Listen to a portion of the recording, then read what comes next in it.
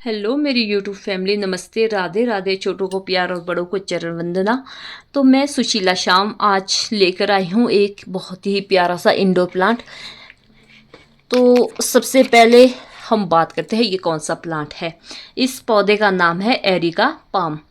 तो ये palm family का एक बहुत ही प्यारा सा खूबसूरत इंडोर प्लांट है। तो इसको लोग इसलिए लगाते हैं क्योंकि ये हवा को शुद्ध करता है। तो लोग इसको कमरे में या ड्राइंग रूम में या अपने जो भी आपका लिविंग रूम है वहाँ लगाते हैं, क्योंकि ये जो हवा है उसको शुद्ध करता है, इसलिए लोग इसको लगाते हैं। और ये सजावट के लिए भी बहुत अच्छा है, कुछ लोग इसको सजावट के लिए लगाते हैं।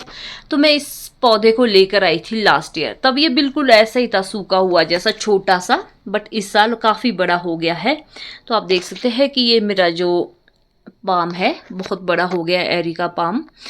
तो जो एरिका पाम है, सबसे पहले बात करते हैं जब आप इसको लगाते हैं। तो इसको लगाने के लिए आपको जो गमला है, मेरा गमला तो काफ़ी छोटा है, मुझे बहुत जल्दी चेंज करना पड़ेगा क्योंकि अब इसकी क्या है, बड़ा गमला लगाना पड़ेगा। तो इसकी जो जड़ें हैं वो फैल जाती है और जिससे हमारा गमला फट जाता है, छोटा गमला। तो मैंने इसको लगाया है 9 इंच के प्लांटर में। तो अब मुझे लेना पड़ेगा 16 या 18 का। तो एरिका पाम सबसे पहले गमला मैंने बता दिया है कि बड़े गमले में ही लगाओ तो सबसे बेटर है। चलो आपके पास बड़ा गमला नहीं है तो कुछ टाइम के लिए आप छोटे गमले में भी लगा सकते हैं।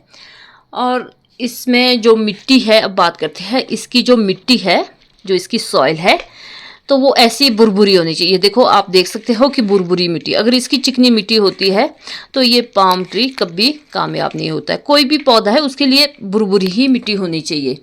तो बुरबुरी मिट्टी बनाने के लिए हमें सबसे पहले 40% हमें नॉर्मल मिट्टी चाहिए होती है जो खेतों में होती है, और फिर 20% हमें रेत डालनी होती है, और 20% हमें इसमें सड़े हुई गोबर खाद डालनी होती है, या आपके पास वर्मी कंपोस्ट है 20% वो डालना है।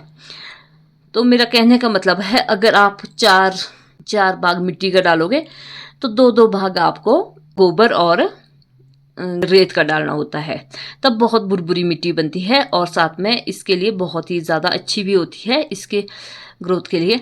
और फिर बात करते हैं इसके लिए खाद की। इसमें खाद भी आप डाल सकते हैं, सर्दी में तो ज़्यादा ज़रूरत नहीं होती है खाद की, आप क्योंकि तब पौधे स्लीपिंग मोड पे ही होते हैं, और गर्मी में आपको ज़रूरत होती है। गर्मी में आप कम से कम 20 दिन बाद इसमें खाद डाल सकते हैं, वो चाहे किचन वेस्ट हो, चाहे लिक्विड फर्टिलाइज़र हो, चाहे आपका जो मर्जी हो। और इसमें एक चीज़ और बहुत ज़रूरी है, जो हमारा सेंधा नमक होता है, जो पथरी नमक होता है, जिसको लोग आजकल रखते भी है सजावट के लिए, कि कहते हैं कि इसे पॉजिटिव एनर्जी आती है, नेगेटिव एनर्जी चले जाती है, कुछ लोगों का मानना है वो वाला सेंधा नमक।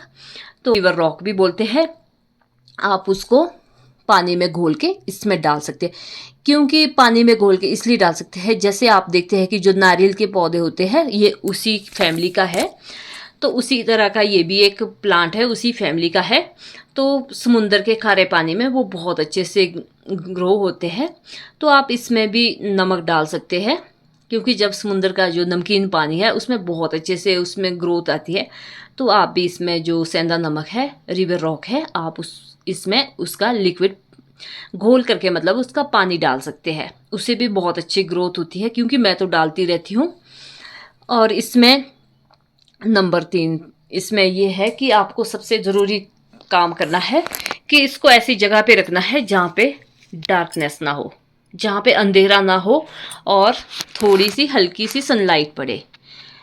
क्योंकि अगर आपको इसमें हल्की से सनलाइट पड़ती है तो आपका पौधा बहुत अच्छे से मतलब ग्रो करेगा, और साथ में इसमें जो लीफ है इसके ये भी हरे भरे रहेंगे। अगर आप इसको डार्क जगह पे लगाओगे तो इसमें ज़्यादा ग्रो भी नहीं करेगा ये, और लीफ भी इसके पीले पीले से रहेंगे। तो इसमें इन चीज़ों का ध्यान रखना होता है, और समय समय पर इसकी निंदाई गुड़ाई करके इसमें खाद भी देनी होती है।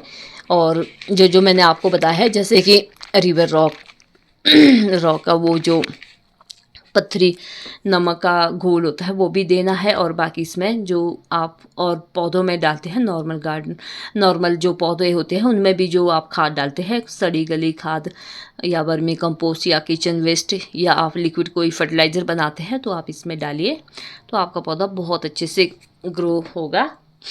बस इन चीज़ों का ध्यान रखना पड़ेगा। और अगर इसमें जैसे कि ये पत्तियाँ सूख रही है, आप इनको हटा दीजिए।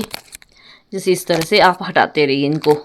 कोई पत्ती टूट के, जैसे ये टूटी हुई पत्ती थी, सूख गई थी, मैंने इनको काट के हटा दिया है। और इसकी ना, अगर आपकी ये पत्तियाँ ख़राब हो रही है जैसे इस तरह से, तो इसको आप कैंची की हेल्प से, जैसे ये है मैंने अभी काटा नहीं है, कैंची की हेल्प से आप इसको ट्रिम कर सकते हैं। तो इसमें ज़्यादा मेहनत की ज़रूरत नहीं होती है, ज़्यादा मेहनत नहीं मांगता है। ये है कि समय समय पर इसे मैं पानी दीजिए। और अब बात करते हैं पानी की। पानी जब आपकी मिट्टी, अभी देखो मेरी मिट्टी गिल्ली है तो मुझे इसमें पानी देने की ज़रूरत नहीं। अगर हम ज़्यादा पानी देते हैं ना तो इसकी जो जड़ें हैं वो सड़नी गलनी शुरू हो जाती है। तो पानी का भी इसमें ध्यान रखना होता है। ना ये सूखा होना चाहिए, सूखे होने के बाद भी इसमें पानी नहीं होगा तो फिर ये सूख जाएगा। अगर इसमें ज़्यादा पानी दिया तो इसकी जड़ें सड़ जाएगी। तो इसमें ये इन चीज़ों का खास ध्यान रखना होता है। पानी का, पानी भी समय समय पर दीजिए जब आपकी मिट्टी सूख जाए। तो बस बाकी इसमें ज़्यादा केयर की ज़रूरत नहीं होती है। बस अगर आपने ये 3-4 काम कर लिए, 4-5 काम, तो आपका ये जो पाम ट्री है बहुत जल्दी बड़ा हो जाएगा। तो मैं दिखा रही हूँ कि काफ़ी बड़ा हो गया है। और मैंने यहाँ पे अपने बरामदे में लगाया है। ये मेरा बरामदा है और मैंने यहाँ पे लगा के रखा है सोफे के साथ। यहाँ पे पाम लगाया है और वहाँ पे मैंने क्रिसुला लगाया है। तो ये काफ़ी मतलब लुक वाइज भी बहुत अच्छा होता है और लोग इसको सजावट के तौर पर भी लगाते हैं अपने घरों में। और स्पेशली ये हवा को भी शुद्ध बनाता है, तो इसलिए मैंने यहाँ पे लगाया है। और यहाँ पे मैंने मनी प्लांट लगाया है जिसकी मैंने आपको वीडियो डाली है। और ये मैंने कटिंग लगाई है क्रिसुला की। तो ये मेरी क्रिसुला की कटिंग है। और ये देखिए, शो के लिए भी बहुत अच्छा है और आपको अच्छी ताज़ा फ्रेश हवा देगा। तो चलिए फ्रेंड्स, मिलते हैं आपसे इसी तरह के एक नए अपडेट के साथ। तब तक के लिए बाय बाय।